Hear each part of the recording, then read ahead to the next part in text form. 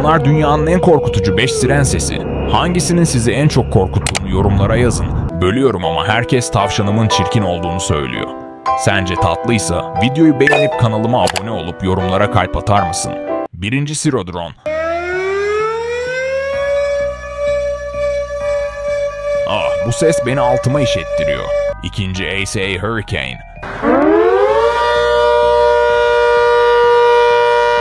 Bu ses gerçekten ürkütücü. 3. Vs 2000 Ari. Bu ses o kadar korkunç ki tüylerim diken diken oluyor. 4. Vs 1000. Ah, bu ses beni resmen altıma yaptırıyor. 5. EOS 612.